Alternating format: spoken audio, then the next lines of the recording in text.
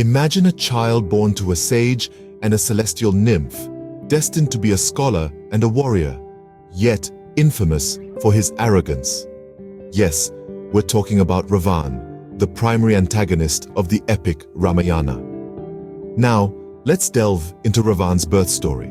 The tale begins with his parents, Vishrava and Rakshasi. Vishrava, a learned sage, was a man of wisdom and intellect. Kaikasi, on the other hand, was a demoness. Together, they brought forth a child who was destined to be both learned and fierce, a scholar warrior, if you will. Ravan was born into the Devagana Gotra, tracing his lineage back to his grandfather, the sage Pulastya. Pulastya was no ordinary sage. He was one of the 10 Prajapatis, or mind-born sons of Brahma, and one of the Saptarishi, the 7 great sages in the first Manvantara. Thus, Ravan, the 10-headed demon king of Lanka, started his life journey in an intriguing mix of piety and defiance. Ravan was not just a demon king. He was a scholar, a capable ruler, and a devotee of Lord Shiva, but his ego led him down a path of self-destruction. Ravan's reign over Lanka was marked by prosperity and order. His subjects revered him for his wisdom and his unwavering devotion to Lord Shiva. However, Ravan was not without his flaws. His pride and arrogance often clouded his judgment, leading him to make decisions that would ultimately pave the way for his downfall. Among his most notorious acts was the abduction of Sita, the wife of Lord Rama. Consumed by lust and blinded by his arrogance, Ravan committed the grave sin of taking Sita against her will. This act was not just a personal affront to Lord Rama, but also a violation of the moral and ethical codes of the time. Despite his scholarly knowledge and devotion to Lord Shiva, Ravan's ego overpowered his wisdom.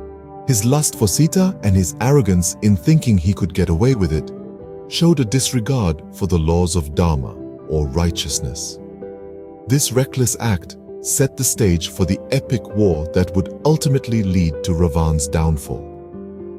Sita's abduction was a turning point in Ravan's life, for it was this act that marked the beginning of the end for the mighty king. The inevitable consequence of Ravan's actions was a battle that shook the world, a battle between good and evil, between Lord Rama and Ravan.